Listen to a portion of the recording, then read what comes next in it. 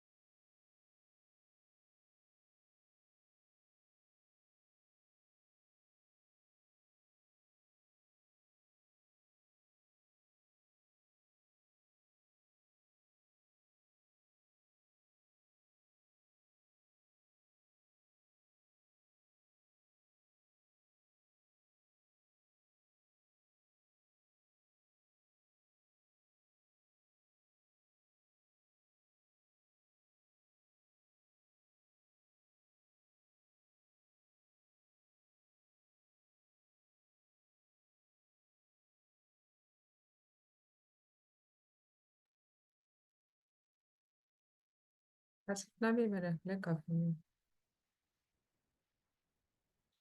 मुझे आर्यन को जी, अब सबके साथ स्क्रीन शेयर हो रही है क्या? जी जी मैम, चेंज हो गई अब. मुझे तो नजर नहीं आ रहा.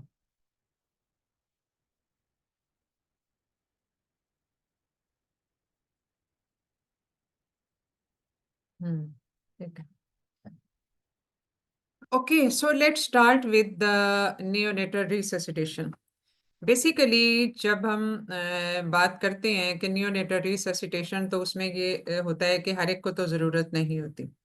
To some extent it's right, but who which baby needs the resuscitation, ये थोड़ा सा बताना मुश्किल होता है एट टाइम्स. क्योंकि हाई रिस्क बेबीज में तो हमें पता है कि इसमें रिससिटेशन की जरूरत पड़ सकती है. But even in a low risk pregnancy, how the baby adapts itself to the extrauterine life, that is quite variable. और उसमें बाज दफा बेबी का जो स्टेटस है वो भी हमें पता चलता है बाद में ही, when the baby is born, and the adaptation to the extrauterine life is quite compromised. अब इसमें सबसे पहले थोड़ा सा फिजियोलॉजी को समझना जरूरी होगा कि जो बहुत इंपॉर्टेंट चेंजेस होती हैं from intrauterine to extrauterine life. अगर आपको थोड़ा सा याद आप रिकॉल करें तो इंट्रायूट्राइन लाइफ में देयर आर 3 शंट्स, जो कि ductus arteriosus, ductus venosus and foramen ovale है. इनका मकसद ये होता है कि ये मतलब वो वाला वाइटल ऑर्गन जिसकी मदर के अंदर इंट्रायूट्राइन लाइफ में काम कर किए बगैर गुजारा चल सकता है, लाइक प्लेसेंटा इटसेल्फ जो है वो that acts as a lung for the foetus. तो या फिर इस तरह से जो मेटाबॉलिक प्रोडक्ट्स हैं वो भी बन रहे होते हैं उसमें प्लेसेंटा से. तो जो ऑर्गन काम कर रहा है इंट्रायूट्राइन लाइफ में, जिसने काम नहीं करना बेसिकली उसको शंट कर दिया जाता है. Like the actually the functioning of the fetal lung is not required in intrauterine life because the baby is getting its oxygen through the maternal placenta. वहां से ब्लड ऑक्सीजनेट होके आता है और बेबी तक शिफ्ट होता है. So as you all know कि इसमें all the time baby swallows the liquor, और ये पूरा लंग्स में भी जाता है, इंटेस्टाइन में भी जाता है, लंग्स में भी जाता है. and to some extent it is required for the development of both of these organs. इसका gut का भी और lungs की भी development के लिए. So in severe oligohydramnios there is lung hypoplasia. तो ये वो सब चीजें हैं जो नॉर्मल एक अडेप्टेशन भी है और इसके अलावा उसका मतलब ये है कि उसका इफेक्ट भी है, साइड इफेक्ट भी है. तो सबसे the lungs are filled with the fluid in the intrauterine life, लेकिन एक फ्लूइड फिल्ड लंग जो है वो that is quite detrimental in the extrauterine life. So the babies lungs need to be cleared of the fluid. क्यों? और इसकी इसकी जो है वो जो सबसे ज्यादा जो बेहतर इसकी स्ट्रेटजी होती है वो है द इफेक्टिव ब्रीदिंग. क्योंकि फर्स्ट ब्रेथ जैसे ही whenever the baby is born तो उसके कुछ स्टिमुलाई होते हैं, जैसे एकदम से उसका टेम्परेचर डिफरेंस है, इसके अलावा टेक्टाइल स्टिमुलेशन है, और इसके अलावा when the baby is cut off the maternal circulation the abrupt fall in the fetal oxygen saturation. This all act as a stimulus for the baby to take breath. ये through जो है वो central nervous system काम करते हैं और ये baby को एक वो जो है वो एक ट्रिगर होता है to start breathing. Sometimes a distressed baby may not be able to respond to these tactile stimuli and there the problem arises. और नॉर्मली जो हम कहते हैं ना सेक्शन वाले बच्चों में फ्लूइड फिल्ड लंग ज्यादा होते हैं, उनमें ट्रांजिएंट टेकिपनिया भी हो सकता है. और इसके अलावा उसकी वजह ये होती है कि in the start of labour, जब भी लेबर स्टार्ट होती है तो जो हार्मोन रिलीज जिनका एक सर्ज आती है हार्मोन्स की ड्यूरिंग, जैसे कैटेकोलेमिन्स वगैरह हैं, तो उसकी लेबर में जो हार्मोन्स की सर्ज आती है बेसिकली उसमें लंग्स के एल्वियोलाई के अंदर जो सेल्स सिक्रीट कर रहे होते हैं secretion, these basically now are converted into the cells which reabsorb the fluid. तो ये एक पहली चेंज होती है. तो यही वजह है कि the babies born to the mother through sections are more prone to have this fetal this respiratory distress, क्योंकि उनके लंग्स को क्लियर होने में टाइम लगता है. But this is not in all cases because baby to baby ये चीजें फर्क होती हैं. तो सबसे बेहतर जो चीज है फ्लूइड्स को क्लियर करने का वो है बेबी की ब्रेथ. अब ब्रेथ से क्या होता है? When the alveoli expand due to entry of the air into the lungs, तो alveoli जब expand करता है तो उस negative pressure की वजह से fluid reabsorb होता है. और fluid reabsorption में help क्या चीज करती है? Surfactant. यही वजह है कि प्रीटर्म बच्चों में ये RDS होने का रिस्क ज्यादा होता है. तो ये अगर फर्ज किया बच्चे की ब्रीदिंग में कोई प्रॉब्लम है तो ये सब चीजें स्टैंड स्टिल हो जाएंगी. यही वजह है कि जो पहला मिनट होता है आफ्टर द बर्थ वो गोल्डन मिनट कहलाता है. Golden minute in a sense कि इसमें बेबी को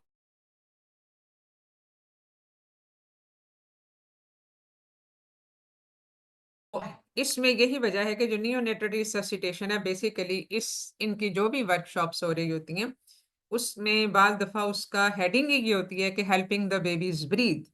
and this is basically contrary to the adult resuscitation जिसमें हम सर्कुलेशन पे ज्यादा फोकस करते हैं और उसमें ब्रीदिंग बाद में आती है, जबकि इसमें breathing is the first thing जिसको हमने देखना होता है. सेकेंड जो चेंज आती है वो है क्लोजिंग द फीटल शंट्स. ये जो तीन चीजें मैंने बताई है ना उनका शंट. अब डक्टस आर्टेरियोसिस जो है जो कि लंग्स को बाईपास करता है और ये एट्रियम पल्मरी आर्टरी से बेसिकली उसमें एओर्टा में जाता है, सॉरी राइट वेंट्रिकल से एट्रियम से. तो उसका मकसद लंग को बाईपास करना होता है. फर्ज किया ये क्लोज नहीं होता और इसका क्लोजर किस वजह से होता है? Due to raised oxygen saturation in the baby. तो अगर ये क्लोज नहीं होता like in the distressed baby जो साइनोटिक भी होते हैं तो इसमें इट रिमेन्स ओपन और इसको इसके ओपन होने की वजह से वो साइनोसिस यानी वो जो लंग्स के अंदर जो एंट्री है एयर की वो कॉम्प्रोमाइज हो जाती है, क्योंकि वो लंग्स की वेल्वुला की एक्सपेंशन ये सब चीजें सारा प्रोसेस बाईपास हो रहा होता है. तो ये वाली इसलिए इसका डक्टस आर्टेरियोसिस का खुले रहना आफ्टर द बर्थ इसमें प्रॉब्लम करता है। और डक्टस फिनोसिस जो कि लिवर का है वो भी उसमें वो भी क्लोज हो जाता है और उसका भी स्टिमुलस यही ऑक्सीजन सैचुरेशन होती है। अब मेटाबॉलिक एक्टिविटी बच्चे की इंक्रीज होती है। इसमें the first 1 minute after the birth, again I will say that's very crucial. और इसमें जो बहुत ज्यादा इंपॉर्टेंट चीज है ना, क्योंकि इसमें जब ये सारी चीजें होंगी तो एनर्जी लेवल भी ज्यादा होता है, उसका अपना मेटाबॉलिज्म स्टार्ट हो जाता है। अब इसमें इस एनर्जी में जो बच्चे के अंदर स्टोर्ड है, न्यू बॉर्न के अंदर स्टोर्ड एनर्जी है, उसमें 30% फॉल हो सकता है अगर बेबी हाइपोथर्मिया को एक्सपोजर हो जाए। एक टर्म का बच्चा जो है, यानी उसका हाइपोथर्मिया से हमने बचाना होता है। A core body temperature of an adult human being is 37 degrees centigrade. But if the baby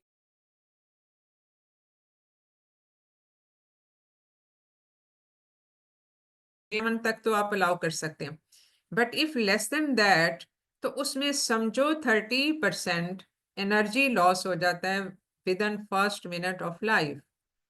और ऐसे बच्चे को फिर रिससिटेशन की जरूरत पड़ जाती है। And this you must have seen during the summer season या इवन विंटर सीजन में भी, जब हम उसको टेम्परेचर कंट्रोल नहीं करते अपने थिएटर्स का या लेबर रूम्स का, तो उसमें ये प्रॉब्लम्स देखने में आती हैं। यही वजह है कि जो मैं अपनी प्रैक्टिस की जो बात करूं कि इसमें and many other people do it as well, कि इन द समर सीजन जब पूरा सुपर कूलिंग हुई होती है इन द थिएटर, तो उस वक्त कम से कम as long as the baby is not delivered आप एसी को स्विच ऑफ करवा सकते हैं। विल टेक मैक्सिमली 10 मिनट्स, जिसमें बहुत मुश्किल सेक्शन हो या अगर जो लेबर रूम है उसके अंदर भी टेम्परेचर कंट्रोल, तो at least for 10 minutes you can switch off the ACs. तो उसमें कम से कम ये जो एब्रप्ट हाइपोथर्मिया है उसका रिस्क नहीं होता, क्योंकि इसमें एनर्जी लॉस ज्यादा होता है। तो ये तो वो चेंजेस हैं जो कि हम देखते हैं उसमें, जो ट्रांजिशन है उसमें।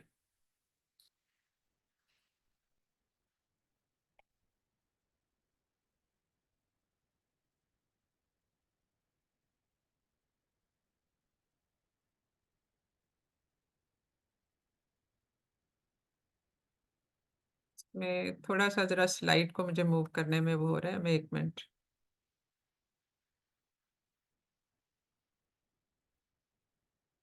अब द कोलैप्स्ड एल्वियोलाई, क्योंकि जो एक बिल्कुल कोलैप्स्ड एल्वियोलाई है जिसके अंदर फ्लूइड भरा हुआ है, एक्सपेंड एक्सपैंड करने में बहुत टाइम लगता है। मतलब उसको एक्सपैंड करने में ज्यादा एफर्ट की जरूरत होती है। That is why the first breath should be effective enough to open up this collapsed alveoli. और इसमें तकरीबन half fluid is absorbed with the first breath, और उसके बाद जो second breath, third breath and onward the whole of the fluid is reabsorbed into the circulation with the help of surfactant. क्योंकि surfactant वो चीज है जिसने सेल्स के थ्रू उस फ्लूइड की रीअब्सॉर्प्शन में हेल्प करना है। That is why when a baby is born preterm and fails to respond, at least to restore this breathing, there we need to give surfactant। तो वहां पे हमें सरफेक्टेंट की जरूरत पड़ती है। तो वहां पे फिर ब्लीडिंग जो है वो एस्टेब्लिश हो जाती है इफेक्टिवली। तो ये है। अब हमने किस है रिससिटेट तक, ये हर एक को तो अमूमन 90% बच्चों को तो जरूरत पड़ती भी नहीं है। लेकिन जैसा कि मैंने बताया, which baby will need it is unpredictable sometimes, though we can predict it to some extent if the baby is high risk या हाई रिस्क प्रेगनेंसी है। वहां पे हमें जैसे IUGR है या ओलिगोहेड्रेमनियोज है, इस तरह के बच्चों में हमें जरूरत पड़ सकती है। And if the mother is having some medical disorders, तो वहां पे जरूरत पड़ सकती है। लेकिन जो रिससिटेशन है 90% में अमूमन जरूरत नहीं पड़ती, 10% में कुछ ना कुछ किसी ना किसी फॉर्म में। अब उसके जो 4 कंपोनेंट्स होते हैं रिससिटेशन के, उसमें जरूरी नहीं कि चारों के चारों हमें हर बच्चे पे जरूरत पड़े। May be a baby needs just 1 step of resuscitation. और 1% में अलबत्ता एक्सटेंसिव रिससिटेटिव मेजर्स की जरूरत है, meaning that all 4 components of the resuscitation will be needed just in 1% of the cases. तो इसमें एंटीसिपेट करना और सबसे जरूरी चीज जो है ना वो है प्रिपेयर्डनेस। यानी आपने एंटीसिपेट तो किया, लेकिन प्रिपेयर्डनेस का मतलब है आपके सारे टूल्स वहां पे इफेक्टिव हों, ऑक्सीजन का सप्लाई हो, आपकी सारी चीजें जो आपने इस्तेमाल करनी है वो हों। और वहां पे अमूमन जब हम whenever the baby is born, चाहे वो नॉर्मल डिलीवरी के थ्रू या सेक्शन के थ्रू, तो प्री हीटेड वार्मर्स होने चाहिए वहां पे, ताकि वो टेम्परेचर कंट्रोल उसमें हो सके। प्रीटर्म बच्चों की रिक्वायरमेंट थोड़ी सी फर्क होती है। इसमें सिर्फ ना ये कि इसमें need for resuscitation is more, but surfactant is less, and the vessels, बेटा ब्लड मैं आपकी वेसल्स आर आवाज क्वाइट नहीं आ रही। इमेच्योर, खास तौर पे देख ब्रेन रही में, जिसकी हूँ, वजह से इंट्रासेरिब्रल हेमरेज होने आप का बोल रिस्क रही है है। लेकिन आवाज नहीं आ रही। और उसमें जो हम पॉजिटिव प्रेशर वेंटिलेशन करते हैं, वो उसमें भी हमें खास टेक्निक की जरूरत पड़ती है। यानी खास टेक्निक की जरूरत का मतलब यह है कि हमने उसको ओवर इन्फ्लेट नहीं करना बियॉन्ड अ सर्टेन प्रेशर, क्योंकि इसमें न्यूमोथोरेक्स होने का रिस्क होता है इन द प्रीटर्म बेबीज। तो नियोनेटल एपनिया का रिस्क क्या? Suppose a baby has been born in distress, तो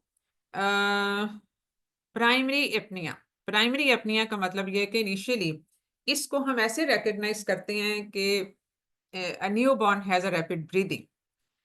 When there is rapid breathing, तो हार्ट रेट उसमें चूंकि इफेक्टिव वेंटिलेशन नहीं हो रही है, तो हार्ट रेट और टोन उसके कम हो जाते हैं। ये वो स्टेज है जिसपे बेबी रिस्पॉन्ड कर जाता है to stimulation and the positive pressure ventilation. सिर्फ इस हद तक हमें कोई सीपीआर या उसमें कोई मेडिकेशन की जरूरत नहीं पड़ती। But how quickly it shifts on to the secondary apnoea is quite unpredictable. तो यही वजह है कि हमें इसी स्टेज पे, प्राइमरी एपनिया की स्टेज पे, हमें रिससिटेशन शुरू करनी चाहिए और शुरू करनी पड़ती है to get a proper effective resuscitation measures. अब सेकेंडरी एपनिया में क्या होगा? इसमें डीप इरेगुलर गैस्पिंग होगी, मतलब उसका इरेगुलर पैटर्न हो जाएगा उसकी ब्रीदिंग का, और जस्ट लाइक गैस्पिंग। इसमें heart rate, BP, oxygen saturation सब कुछ कम हो जाता है, and this baby will not respond to stimulation and the PPV, positive pressure ventilation. Rather, this baby will need more effective resuscitation measures like CPR, या फिर हमें जो कैटेकोलेमिन ड्रग्स हैं वो हमें देनी पड़ जाती हैं। So the best thing is to resuscitate at this stage, the primary apnoea जो है। अब सबसे पहले बच्चा when the baby is born and this all assessment, अब ये तो हमें पता है कि फुल टर्म जेस्टेशन है या नहीं है, ये हमें पता है पहले से। Is the amniotic fluid clear of meconium and evidence of infection, ये भी अमूमन हमें पहले से पता होता है, या कम से कम foreign at the time of birth हमें पता होता है। इसके लिए हमें कुछ और देखने की जरूरत नहीं होती। However, our assessment start from this step onward कि is the baby breathing or crying? अगर वो ब्रीथ ठीक कर रहा है, क्राई भी कर रहा है, तो इसका मतलब है nothing wrong. Does the baby have good muscle tone, यानी ये उसकी हमें लिम्ब मूवमेंट से पता चल जाएगा। So these are the 4 things to be assessed immediately, quick assessment within the first 10 seconds of the birth. ये हमें सबसे पहले कर लेना चाहिए, just like we did in maternal resuscitation के। उसमें हम पहले 10 मिनट में 10 सेकेंड्स में ये असेस कर लेते हैं कि पेशेंट कार्डियक अरेस्ट में। अब प्लान ऑफ एक्शन क्या होना चाहिए? अब इसमें 4 स्टेप्स होते हैं।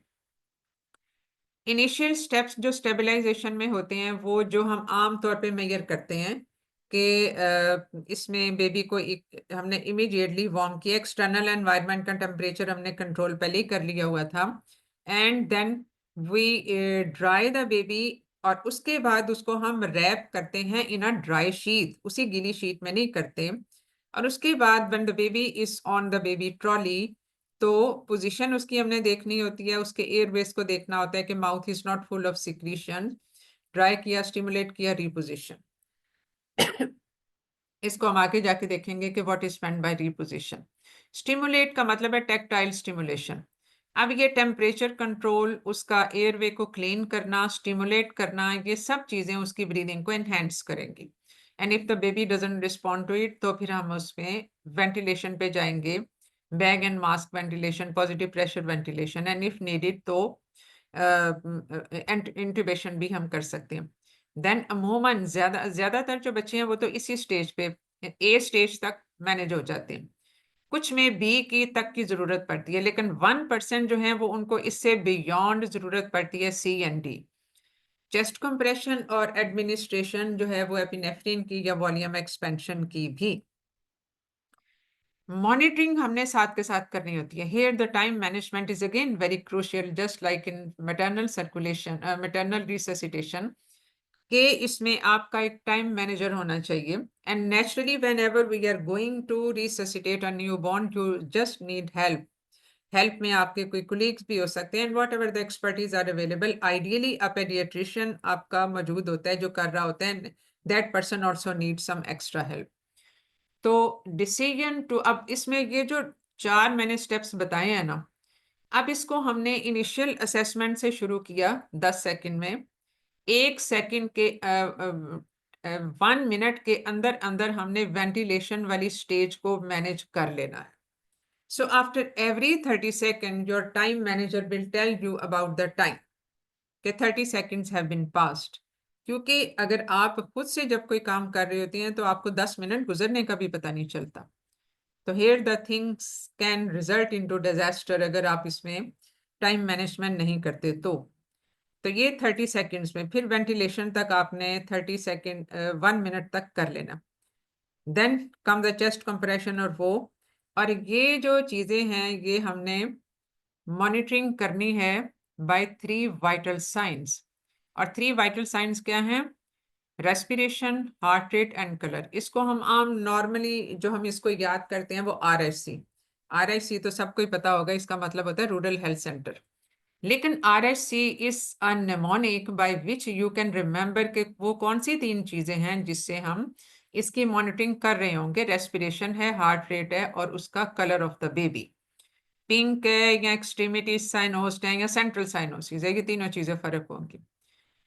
अब हर स्टेप को, ये जो चारों स्टेप्स थे इसमें हमने 30 सेकंड हर स्टेप को दिए, और फिर उसके बाद जब 30 सेकंड तक उन इनिशियल स्टेप से कुछ नहीं बना या पॉजिटिव प्रेशर वेंटिलेशन से कुछ नहीं बना, immediately switch on to the next step of resuscitation. सिर्फ ये नहीं कि पॉजिटिव प्रेशर वेंटिलेशन आप अगले 5 मिनट वही दिए जा रहे हैं, but you do have to reassess by these 3 vital parameters, and then you have to decide that you have to move on to the next step of resuscitation। तो initial step की हमने बात कर ली थी कि इसमें बेबी को हमने वार्म करना है। स्निफिंग, जो उसकी न्यूट्रल पोजीशन होती है ना, वो स्निफिंग पोजीशन कहलाती है, क्योंकि स्निफिंग पोजीशन वो है जिसमें उसके एयरवेज खुले हुए होते हैं।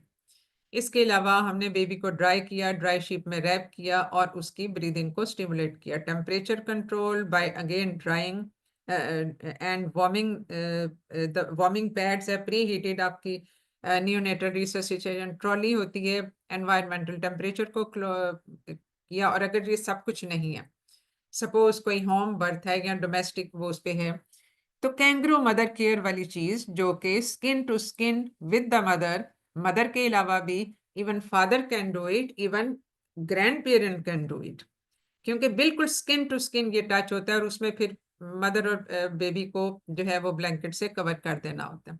तो उसमें ये बहुत एक टेम्परेचर कंट्रोल की एक बहुत अच्छी स्ट्रेटजी है, स्किन टू स्किन जो है। फिर उसके बाद आप क्लियर द एयरवे। अब clear the airway is not a mandatory step. Mandatory step का मतलब ये होता है कि हर एक में करने वाला, rather it is need based, यानी आप उसका देखें कि एयरवे खुला हुआ है या नहीं है। एयरवे मीन्स उसके देखें mouth, if the mouth is full of secretion, meconium है या नहीं है, आप उसको माउथ को सक्शन करें। लेकिन अगर माउथ में सिक्रीशंस नहीं है तो फिर देर इज नो नीड, इसमें कोई हार्ड एंड फास्ट रूल नहीं होता। और मैं जहां तक मेकोनियम का है, अगर तो बच्चा बिल्कुल क्राई करता हुआ निकले, विग्रस है, तो फिर उसको जरूरत ही नहीं है मेकोनियम एस्पिरेशन डीप डाउन जाके करने की, rather it results in vagal bradycardia. Colour of the newborn can be central cyanosis, जो कि फेस, ट्रंक और म्यूकस मेम्ब्रेन्स को देखने से पता चलता है। सेंट्रल साइनोसिस ज्यादा पैथोलॉजिकल होता है। लेकिन अगर extremities are of blue colour तो ये नॉर्मल फाइंडिंग हो सकती है, और ये अमूमन ज्यादातर कोल्ड एक्सपोजर की वजह से होता है। But if the baby is पेल या मॉटलिंग हो तो इसका मतलब है decreased cardiac output, severe anaemia, जैसे RH इनकम्पैटिबिलिटी वाले बच्चे इफ दे आर बॉर्न, या कोई हेमोलिटिक अनीमियाज हैं, या सीवियर एब्रप्शन। तो हाइपोवोलेमिया, हाइपोथर्मिया और एसिडोसिस, ये सब चीजें, यानी ये एक ट्रू डिस्ट्रेस की निशानी होती है। अब पॉजिटिव प्रेशर वेंटिलेशन जो हम करते हैं, इसमें पॉजिटिव प्रेशर वेंटिलेशन के लिए हम बैग एंड मास्क यूज करते हैं इनिशियली। इंट्यूबेशन की कुछ अपनी इंडिकेशंस है, राइट अवे हम उसको इंट्यूबेट बेबी को नहीं करते। और पॉजिटिव प्रेशर वेंटिलेशन शुरू करने से पहले ये देख लें कि एयरवे खुला हुआ हो। अब इसमें हम एडल्ट्स की तरह एयरवे डालते तो नहीं है, वो you are just open the mouth, और इसके बाद आप देखते हैं if the mouth is full of the secretions तो आप उसको सक करते हो, बट जस्ट उसमें जो है वो बल्ब सकर इज एनफ। क्योंकि जब आप एक कैथेटर के साथ कर रहे होते हैं कि बिल्कुल पोस्टीरियर जो है हार्ट पैलेट है या पोस्टीरियर यूबुला वगैरह को टच नहीं करना चाहिए, because it can result in reflex, जो वेगल स्टिमुलेशन है उसकी वजह से रिफ्लेक्स ब्रेडिकार्डिया हो सकता है। पहले आप माउथ को सक करते हो और उसके बाद फिर नोज को सक करते हो, क्योंकि एयर वे मेंटेन करने का तरीका माउथ को खाली करना होता है, इसलिए नेरिस से हम पहले शुरू नहीं करते। When the airways are clear of the secretions, तो फिर आप बैग एंड मास्क, और ये आपने इनिशियल स्टेप में किया जो एयरवे को क्लियर किया।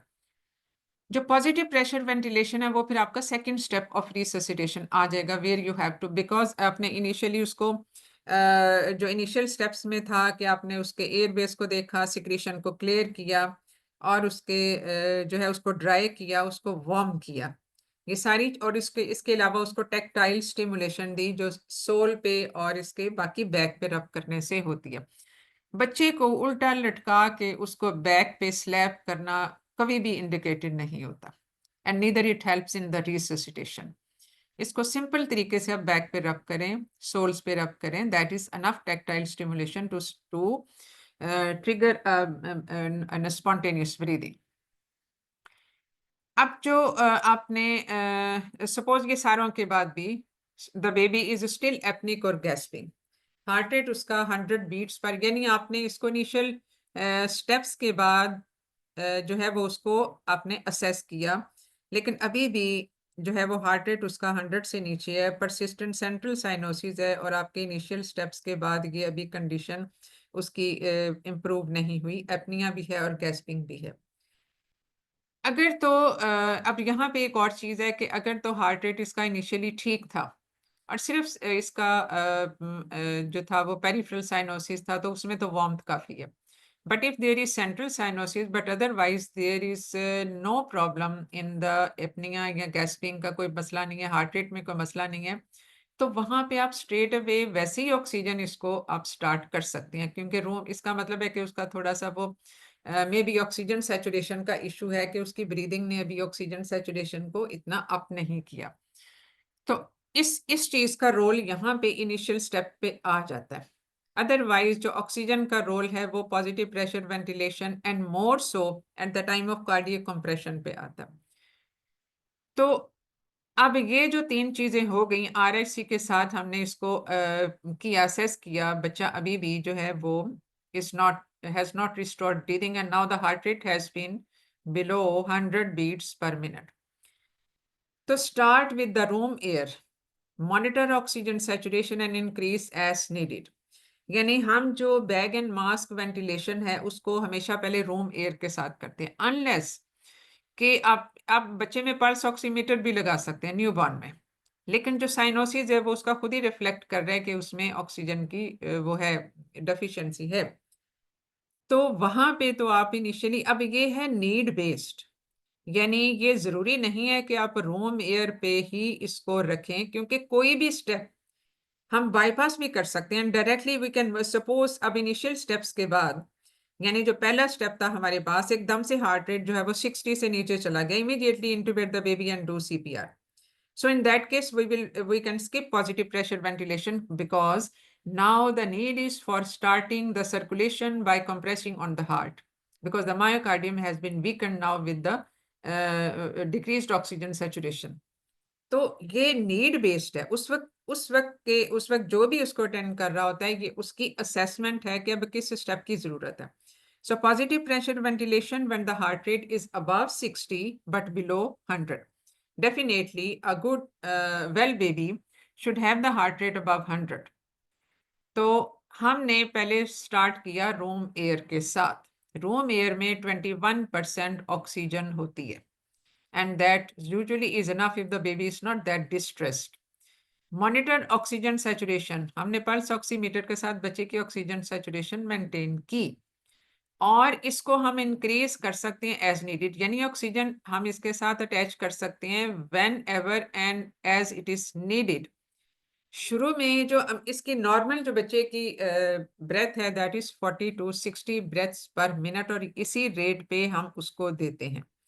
अब इसको देने का भी एक अपना तरीका होता है, उसमें बाज़ दफ़ा बड़े गलत तरीके से भी दिया जाता है, क्योंकि इसमें pressure control is very very essential कि हमने कितने प्रेशर के साथ देना है, otherwise it can result in pneumothorax by rupture of the alveoli. जो प्रेशर को हम कंट्रोल करते हैं ना, वो पॉप ऑफ वेल्व के साथ करते हैं and by the pressure gauge. ठीक है, ये दो चीजें होती हैं जो कि बैग एंड मास्क के साथ अटैच होता है, उसको भी हम देख लेते हैं। जो फर्स्ट ब्रेथ है वो अमूमन एक टर्म का बच्चा जो है उसको हम थोड़े प्रेशर के साथ शुरू करते हैं, 20 सेंटीमीटर ऑफ वाटर, लेकिन प्रेशर को इंक्रीज कर सकते हैं 30 to 40 बाज दफा, अगर इफेक्टिवली ये पॉजिटिव प्रेशर वेंटिलेशन का इतना इफेक्ट ना हो तो इसमें हमने फिर प्रेशर को इंक्रीज कर देना होता है। और इफेक्टिव वेंटिलेशन कैसे होगी? उसकी चेस्ट मूव कर रही होगी और उसका कलर बेहतर हो जाएगा और हार्ट रेट इंप्रूव कर जाएगा। तो ये सारी चीजें हैं जो कि हमें इसकी मॉनिटरिंग बताएंगी कि ये इफेक्टिव वेंटिलेशन है। But suppose after 30 seconds still the baby is in the same condition, यानी अभी उसका हार्ट रेट जो है वो 100 से नीचे ही है, साइनोसिस है और एपनिया और गैस्पिंग है, यानी स्टेटस को है, यानी उसमें कोई बेहतरी भी नहीं आई लेकिन उसमें वर्सनिंग भी नहीं हुई।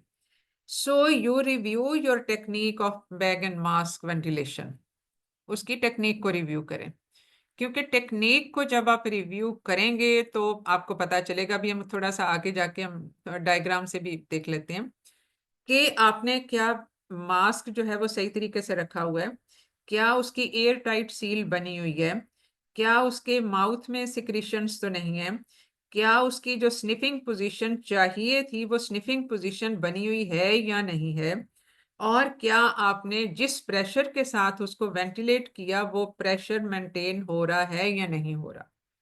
तो ये आपने टेक्निक को रिव्यू करना है। तो let's see it.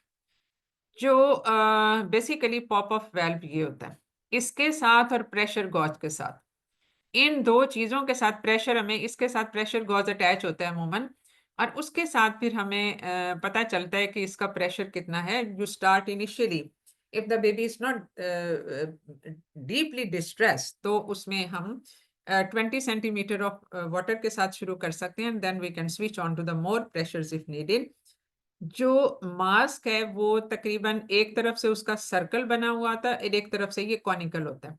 This conical end has to be fitted on to the root of the nose below the eyes, eyes को कवर ना करें, क्योंकि जब आईज प्रेस होती हैं इस मास्क को ज्यादा प्रेस करने से तो भी वेगल स्टिमुलेशन होती है और इसमें फीटल ब्रेडिकार्डिया हो सकता है। तो ये it should be fitted on to the nose of the sorry root of the nose. अब ये जो सर्कुलर पार्ट है that should fit on to the mandible, यानी अराउंड द माउथ। अब इसकी नोज और माउथ जो है वो इसके दरमियान में फिट हो जानी चाहिए, and this all should be sealed on all sides by the hand of the resuscitator, ताकि इसमें से कहीं से जो है वो एयर बाहर लीक ना करे। अब ये जो है ये बैग है, ये मास्क था, ये बैग है, इसके पीछे बाज दफा रेजर्वोयर ये अटैच होता भी है और नहीं भी होता, लेकिन एयर एंट्री तो चाहिए होती है, यानी रूम एयर से ये एयर यहाँ पे जाएगी तो बच्चे को हम वेंटिलेट कर सकते हैं। तो ऑक्सीजन अगर अटैच करनी हो तो यहाँ पे। Now when we have to press, अब ये सेल्फ इन्फ्लेटिंग, ये हम खुद से इन्फ्लेट कर रहे हैं। तो ये जो बैग है, इसको बेसिकली प्रेस करने का तरीका ये होता है कि आप इसको just you press it half. Adults में आपने पूरा प्रेस करना। हाफ प्रेस करने से एक तो आपको आपको आपका जो प्रेशर गॉज है वो बता रहा है कि उसमें कितना प्रेशर है, लेकिन हाफ प्रेस करना ही नॉर्मल एक उसको प्रेशर को इंश्योर करता है। If you press it to the whole bag, उसको वो पूरे का पूरा करें, तो it can result in the hyper distension of the alveoli, resulting in the alveolar rupture and the pneumothorax. तो इसलिए, और ये गलती बाज दफा बड़ी कॉमनली की जाती है कि इसको पूरे का पूरा प्रेस कर दिया जाता। अब स्निफिंग पोजीशन ये है। स्निफिंग पोजीशन का मतलब ये है कि ना तो ये फ्लेक्स्ड आगे को हो, ना ये सुपर एक्सटेंडेड हो, जैसा कि हम एडल्ट्स में करते हैं। एडल्ट्स में हम चिन को एलिवेट करते हैं, चिन को थोड़ा सा इसमें भी एलिवेट किया जाता है, but the neck is not extended. So to keep this position in this way, you place a towel, rolled towel, below the neck of the baby. तो नेक ऑफ द बेबी के नीचे जब आप ये towel इस तरह से रखेंगे तो वो ऑटोमेटिकली स्निफिंग पोजीशन में आ जाता है। अब ये जो हमने सील बनाई वो इस तरह से थी, यानी जो रिससिटेटर है उसने एक हाथ से जो है वो इसको पकड़ा हुआ है, यानी आप समझ लें कि राइट हैंड से उसने बैक को पकड़ा हुआ है और लेफ्ट हैंड से उसने ये हेड एंड पे जाके है। तो इस हाथ से थंब के साथ उसने प्रेस किया यहाँ पे, बिल्कुल इसको समझें कि यहाँ पे इसने प्रेस किया जहां पे इसका ये वाला है, और बाकी जो फिंगर्स हैं दो, उसके साथ उसने सारे जो था उसका मास्क, उसकी सील को इंश्योर किया, और जो बाकी दो फिंगर्स रह गई उससे उसने स्लाइटली चिन को एलिवेट किया, just slightly. I am emphasizing that just slightly, क्योंकि इसमें इसकी स्निफिंग पोजीशन के फिर आगे पीछे गड़बड़ होने के चांसेस हैं। अब मास्क को रखने का तरीका क्या है? ये है करेक्ट पोजीशन, जिसपे उसका जो कॉनिकल एंड था वो यहाँ पे आ गया और बाकी मैंडिबल के ऊपर आ गया, covering the nose and the mouth. ये इनकरेक्ट पोजीशन है दूसरी। अब इनकरेक्ट तीनों पोजीशन है, जिसमें आंखों के ऊपर प्रेस कर रहा है और यहाँ से नीचे मैंडिबल से भी नीचे जा रहा है, यानी एक बड़ा मास्क। अब मास्क भी जो है वो नियोनेट साइज का होना चाहिए, बड़ा मास्क नहीं। तो डिफरेंट साइज के मास्क पड़े हुए होने चाहिए आपकी रिससिटेशन ट्रॉली में, क्योंकि प्री टर्म बच्चा भी हो सकता है और टर्म का भी हो सकता है। तो यहाँ से गैस लीक होगी और यहाँ से ये आइस को प्रेस करेगा, जिससे वेगल स्टिमुलेशन होगी। यहाँ पे तो नोज वैसे ही कवर नहीं है, और यहाँ पे नोज की बिल्कुल यहाँ पे है, और यहाँ से सारा ये, और यहाँ पे जो है वो नीचे से इसकी एयर लीक होगी। अब position, coming to the position, ये करेक्ट पोजीशन है जो सबसे ऊपर वाली है, यानी ये बिल्कुल in the line with the body. इसमें ना तो हाइपर एक्सटेंडेड है, बट इट इज नॉट, क्योंकि नेचुरली जो होता है ना, द बेबीज हेड जो है वो रेस्ट ऑन द ऑक्सीपुट। अगर आप इसकी गर्दन के नीचे यहाँ पे एक रोल्ड टॉवल रख देंगे तो ये ऑटोमेटिकली इस पोजीशन में आ जाएगा baby. This is under extended, या उसको कह सकते हैं फ्लेक्स्ड पोजीशन में, जिसमें ये अब यहाँ पे एयरवे ब्लॉक हो जाएगा। अब इसमें क्योंकि एयरवे या लेरिंग्स की जो पोजीशन है वो थोड़ा सा इसमें अडल्ट से फर्क होती है, ये हाइपर एक्सटेंडेड है, तो इसमें भी प्रॉपर वेंटिलेशन जो है वो नहीं हो सकेगी। So this is called sniffing position, ये जो सबसे ऊपर वाली है। अब हाउ टू वेंटिलेट, ठीक है, इसमें जो डिफरेंट टेक्निक्स हैं। अब इसमें सबसे पहले आपने ये देखें, जो हमने पहले भी बताया, अंगूठा इधर था क्योंकि उसने मास्क के इस एंड को पकड़ना है, बाकी दो फिंगर जो हैं वो इसको सील बनाएंगी, और ये जो आखिर की दो फिंगर्स हैं उन्होंने थोड़ा सा चिन को एलिवेट किया लाइक दिस, ठीक है, और इस तरह से ये सील बन गई, ये तकरीबन सी बन जाती है। अब इसको अगर देखें ना, इस अंगूठे से लेके इस इंडेक्स फिंगर तक और मिडिल फिंगर तक ये सी बन जाती है, तो ये इफेक्टिव सी जो है ये सील बनाती है, और अल्टीमेटली ये आखिर में इस तरह से जो हो जाता है। So you position the head, position the mask, seal mask airtight to face with thumb and index finger on top of the mask, और फिर squeeze the bag to move the chest gently 40 times per minute. ठीक है, और यानी ये जो आपने यहाँ पे जो प्रेस किया था वो हाफ वे तक किया था, इससे ज्यादा आपने नहीं किया, क्योंकि बार दफा कुछ बैग ऐसे होते हैं जिनके साथ प्रेशर गॉज अटैच नहीं होते। तो ये एक क्रूड सी एस्टिमेशन है कि आप उसको हाफ से ज्यादा ना करें। अब जो ऑक्सीजन है वो बेसिकली हमें शुरू में तो जरूरत नहीं होती, क्योंकि एयर में भी होती है, 21% होती है। But if the cyanosis not relieved and the heart rate is not improved और उसका जो ब्रीदिंग है वो भी रिस्टोर नहीं हुई, तो then you can attach it with the oxygen even with the bag and mask ventilation. But it is 100% needed when you intubate the baby. यानी इंट्यूबेशन का मतलब यह है कि आपने इंट्यूबेट किया तो अब तो आपको इसके साथ 100% ऑक्सीजन अटैच करनी पड़ेगी। ठीक है। अब जो प्री टर्म बच्चे होते हैं ना, उनमें एक्सेसिव ऑक्सीजन यूज करने में खास तौर पे एहतियात करनी चाहिए। वो इसलिए कि प्री टर्म बच्चों में जब हम देते हैं ऑक्सीजन, 100% ऑक्सीजन, तो it basically initiates the growth of retrolental fibroplasia. उसमें रीट्रोलेंटल यानी जो है लेंस के पीछे, रेटिना के पीछे जो है वो ब्लड वेसल्स की ग्रोथ होती है and it can result into blindness. तो क्योंकि प्री टर्म बच्चों में जो है वो ऑक्सीजन को और भी सोच समझ के इस्तेमाल करना होता है।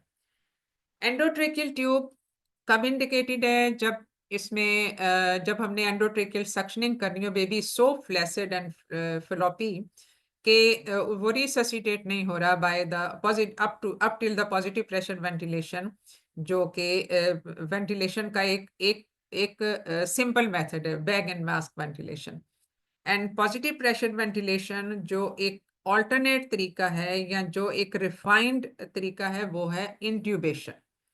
तो इंट्यूबेशन के टाइम पे आपने 100% ऑक्सीजन उसको करनी है and when the meconium suctioning is needed. अगर बैग एंड मास्क से वेंटिलेशन से इफेक्टिव नहीं हुआ या चेस्ट कंप्रेशन के साथ, तो ये 100% जरूरी है कि इसके साथ आप इंट्यूबेशन करें। और अगर सपोज आपके पास एक क्योंकि जो चेस्ट कंप्रेशन है वो तो एक टेक्निकल चीज है, वो आप कर सकते हैं। But suppose you are not able to intubate the baby and you need an expert for that and that expert is not available till that time, तो आप you can continue this positive pressure ventilation by the bag and mask ventilation attached with the 100% oxygen। उसके वो सारी चीजें देखते हुए जो मैंने अभी बताई थी कि अगर उससे नहीं होता, हार्ट रेट बहुत ज्यादा ड्रॉप नहीं कर रहा, तो आप ये देखें कि आपकी टेक्निक सही भी है या नहीं है, वो आप उसको रिव्यू करना पड़ेगा। या कोई ऐसा तो नहीं है कि mouth is full of secretion, ये सब चीजें फिर आपने देखनी है। When endotracheal administration of medication is desired, when it is needed to pass some drugs, और वो endotracheal tube के थ्रू भी हम पास कर सकते हैं। If we are not able to, एक हेलो वेस्टर्न, हाँ जी, ठीक है। तो वो जो है वो फिर आपने उस वक्त आपने देनी होती है, क्योंकि आईवी लाइन जब तक पास नहीं होगी तो तब तक ये मुश्किल हो जाएगी। फोर्स अब और ख़ास तौर पे अगर डायफ्रैग्मेटिक हर्निया है तो उसमें तो या एक्सट्रीमली लो बर्थ वेट है तो उसमें भी वो स्पेशल नीड्स हैं, फिर उसमें आप इंट्यूबेट करते हो। और वही बात है कि अगर इसमें हार्ट रेट इंक्रीज कर जाता है तो इसका मतलब है ठीक है। अब चेस्ट कंप्रेशन पे हम आते हैं, ये उस वक्त हम करते हैं, अब इसका एक ही है। अब जैसा हमने पॉजिटिव प्रेशर वेंटिलेशन पे बात की थी ना, कि अगर फर्ज किया हार्ट रेट जो है वो 100 से नीचे 100 लेकिन 60 से ऊपर है, तो अभी चेस्ट कंप्रेशन की जरूरत नहीं है। You have to continue with the positive pressure ventilation और ऑल्टरनेट एयरवे यानी इंट्यूबेशन की जरूरत भी पड़ सकती है, but at the same time you have to review your technique. Now if the heart rate has been dropped and सारी आपकी जो यानी स्टेप 2 तक आपने इनिशियल स्टेप्स लिए, फिर पॉजिटिव प्रेशर वेंटिलेशन की, उससे भी फर्क नहीं पड़ गया, बल्कि अब तो हार्ट रेट उसका 60 से नीचे आ गया, तो तब आपने फिर चेस्ट कंप्रेशन शुरू कर देनी है और इसमें इंटूबेट भी साथ करना है। कार्डियक कंप्रेशन जैसे हमने मैटरनल रिससिटेशन में डिस्कस किया था कि उसकी एक खास जगह होती है करने की कंप्रेशन, तो उसको भी हम जो है वो उसकी भी इसकी भी खास जगह है, ये है lower third of the sternum. और लोअर थर्ड ऑफ स्टर्नम क्या है, ये जिफी स्टर्नम से जिफॉइड जो कार्टिलेज होती है उससे ऊपर और एक लाइन आप ड्रॉ करते हैं बिटवीन द निपल्स और उससे नीचे, ये एग्जैक्ट जगह होती है जहां पे आप कार्डियक कंप्रेशन कर रहे होते हैं। और इसमें to the approximately 1/3 of the interior posterior diameter of the chest, यानी anteroposterior diameter of the chest अगर सपोज इस 10 सेंटीमीटर, तो कम से कम 3 सेंटीमीटर तक ये अंदर तक जाए, इतना को कंप्रेशन होनी चाहिए। एडल्ट रिससिटेशन में हम 5 सेंटीमीटर तक गए थे, लेकिन इसमें चूंकि उसका जो है वो एक जाहिर है उसमें तो इसमें बॉडी सरफेस एरिया ज्यादा होता है एंड बॉडी फैट और ये सब चीजें वो भी कम, तो इसमें हम बेबी टू बेबी इसकी ये मेजरमेंट फर्क होंगी, but as a general rule 1/3 of the interior posterior diameter of the chest.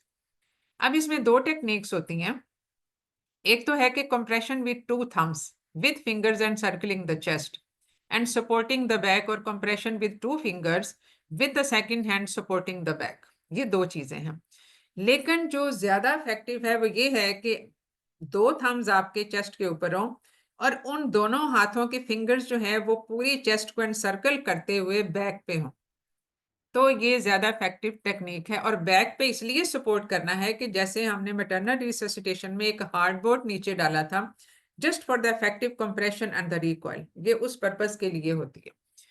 तो एनसर्कल पीछे से बैक को करना जरूरी होता है या बैक को सपोर्ट करना। लेकिन जो इसमें 2 थंब टेक्निक है, इसमें यानी इसमें ब्लड प्रेशर ज्यादा बेहतर इफेक्टिवली मैनेज होता है और इसमें कोरोनरी परफ्यूजन भी ज्यादा बेहतर होती है then the 2 finger techniques only. इसको हम जरा देख लेते हैं। अब ये जो है ये 2 फिंगर्स है, यानी 2 फिंगर के साथ जो रिससिटेटर है वो उसको प्रेस कर रहा है, ये है line drawn between the 2 nipple और ये जिफिस्टर्नम है, यहाँ पे ये जिफिस्टर्नम हो गया और ये line drawn between the 2 nipples. तो ये यहाँ पे प्रेस किया और उसके पीछे दूसरे हाथ से उसको पीछे से जो है वो उसको एनसर्कल करना है। इसमें दोनों थम्स जो हैं वो इसके ऊपर हैं और दोनों हाथों की उंगलियां जो हैं वो पूरी चेस्ट को एनसर्कल कर रही हैं। This technique is better to raise the lower blood pressure of the newborn, और इसमें जो मायोकार्डियल परफ्यूजन है वो ज्यादा बेहतर इसमें होती है। अब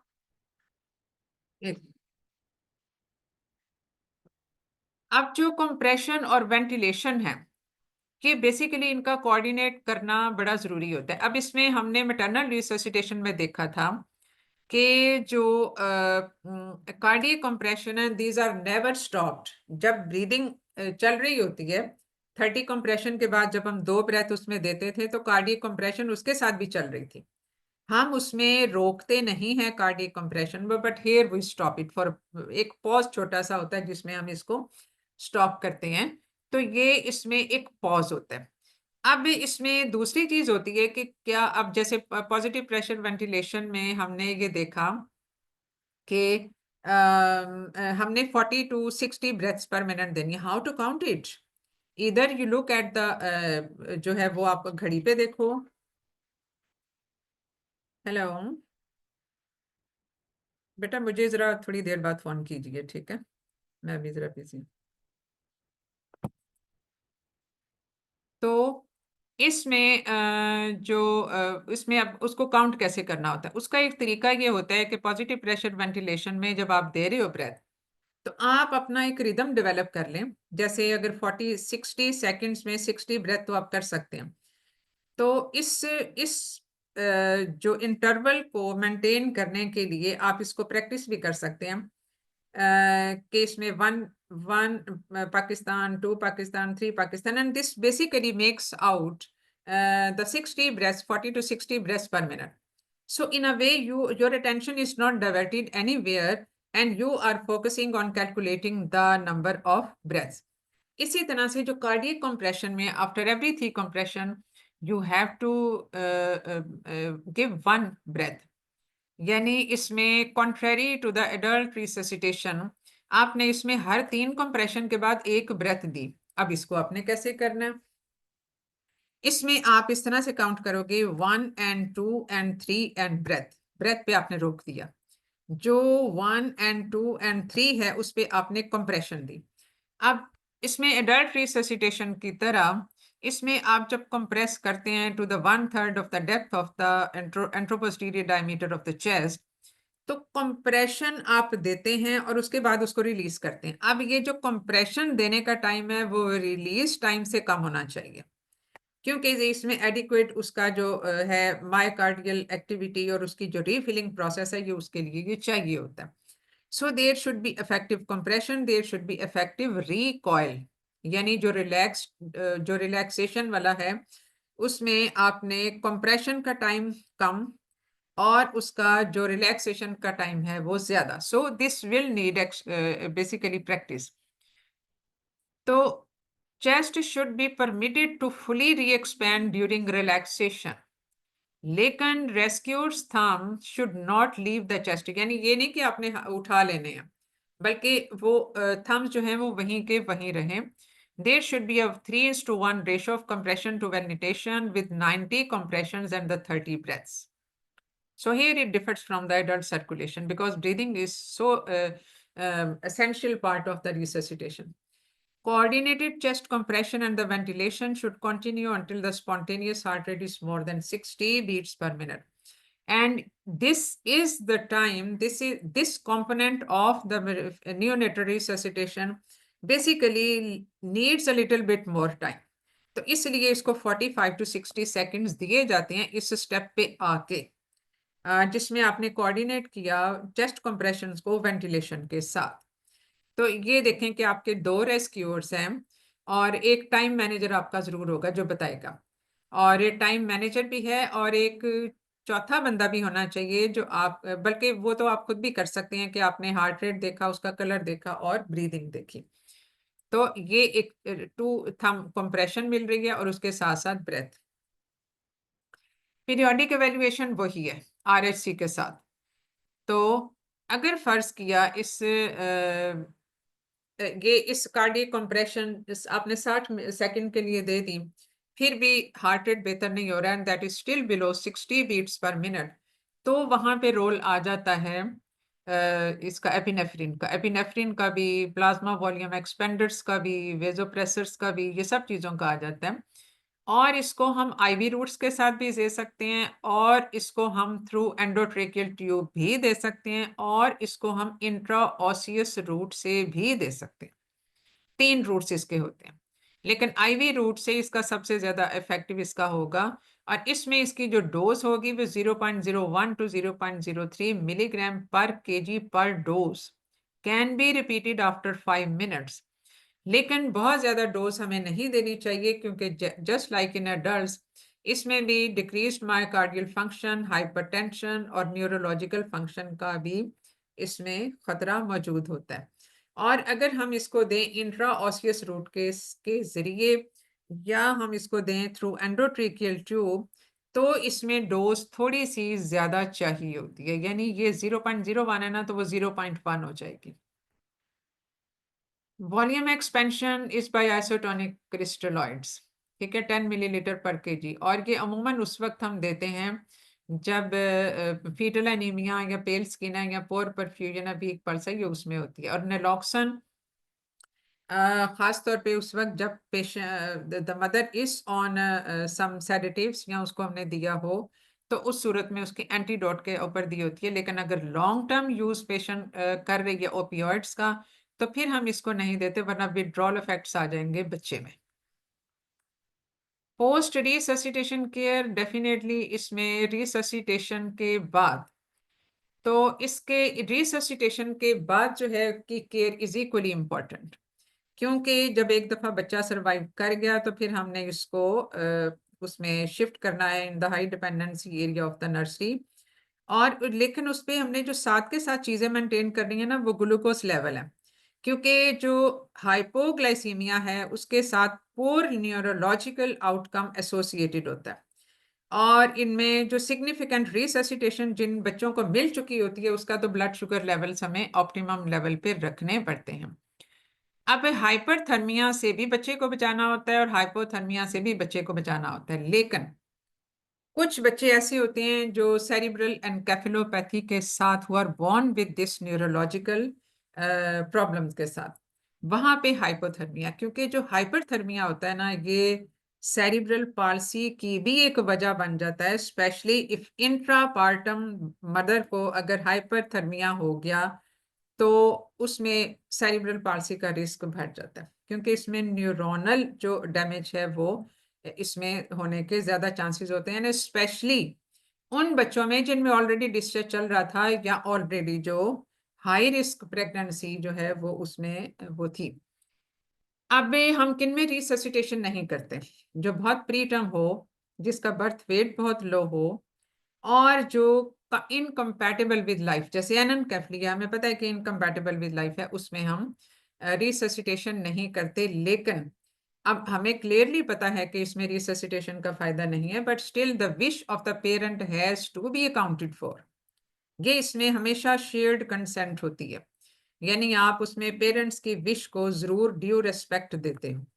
and discontinuing resuscitative effort again with the wish of the parents, और जिसमें 10 मिनट तक भी बावजूद इफेक्टिव वेंटिलेशन के भी उसमें कोई हार्ट बीट नहीं आती, कोई रेस्पिरेटरी एफर्ट नहीं है, या अगर फर्ज किया हार्ट बीट वैसे ही 60 से नीचे जाते जाते खत्म हो गई या उसका रिवाइव नहीं किया, तो 10 मिनट्स के बाद आप उसकी स्टॉप कर देते हैं। ठीक है, क्योंकि इसमें फिर इसका मतलब है कि उसमें न्यूरो डेवलपमेंटल डिसेबिलिटी इतनी ज्यादा है, या रेजिडुअल डैमेज उसका ऑलरेडी हाइपोक्सिक इस्केमिक डैमेज उसका इतना ज्यादा है कि the baby can not revive.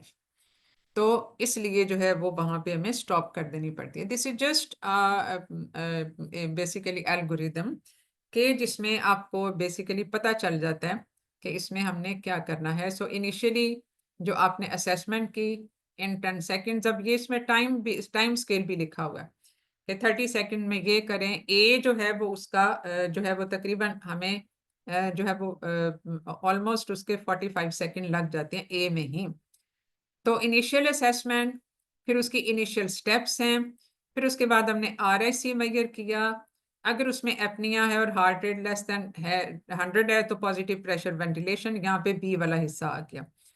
और अगर फर्ज किया हार्ट रेट 100 से ऊपर है इस एवेल्युएशन के बाद, लेकिन साइनोसिस है, तो सिर्फ सप्लीमेंट्री ऑक्सीजन दे और ऑब्जर्वेशन। अब पॉजिटिव प्रेशर वेंटिलेशन के बाद हार्ट रेट जो है वो फर्ज किया अभी 100 से ऊपर है, तो दोबारा से वही शुरू करेंगे, यानी आपने रिव्यू किया स्टेप्स को। लेकिन अगर उसके बाद अगर 60 से नीचे चला गया तो फिर आपने उसको चेस्ट कंप्रेशन शुरू कर दी अलोंग विद इंटुबेशन या positive pressure ventilation but 100% oxygen. और अगर इसके बाद भी यानी कार्डियक कंप्रेशन के बाद भी उसका हार्ट रेट 60 से नीचे ही रहा तो उसको आप फिर एपिनेफ्रिन देंगे। तो इस तरह से ये not very difficult to basically to do it, सिर्फ आपको एक स्टेप से याद रखने पड़ते हैं, मॉनिटरिंग एंड टाइम मैनेजमेंट, बस ये। तो यहाँ पे हम स्टॉप करते हैं। ये एल्गोरिथम सिर्फ आपको मैंने इसलिए दिखाया था just to sum up all the steps जो कि हमने अभी तक सारे डिस्कस किए। तो we can just take 1 or 2 questions. कोई आपका क्वेश्चन हो तो आप डिस्कस कर सकते हो। मैम टोटल एड्रेनालिन की 3 डोजेस रिपीट करनी है? देखो इसमें इसके 2-3 से ज्यादा नहीं हम रिपीट करते। आप देखो 5 मिनट्स के बाद हमने देना है तो 10 मिनट में तो वैसे ही दो डोसेज आएंगी। ठीक है ना, क्योंकि जितनी ज्यादा हम डोसेज देते हैं इसका मतलब है कि बच्चे का डैमेज इतना ज्यादा है कि मायोकार्डियम उसको रिस्पॉन्ड नहीं कर रहा। तो नॉट मोर देन 2 डोजेज जो है वो आप उसको देते हो। ठीक है, एनी अदर क्वेश्चन?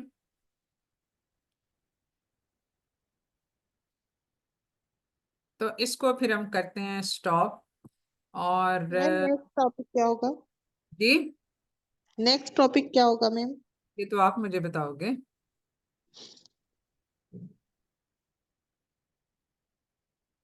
जो टॉपिक है, अगर कोई पढ़ना चाहती हो तो बता दो।